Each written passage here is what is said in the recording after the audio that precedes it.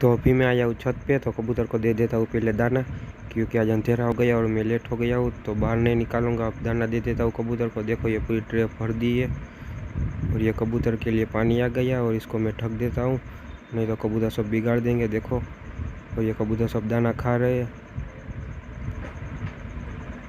और अब जलाते हैं अगरबत्ती मच्छर की।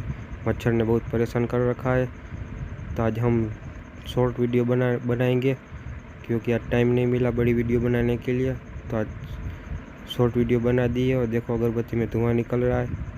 मच्छर ने बहुत परेशान कर रखा है, तो मच्छर भगाते हैं।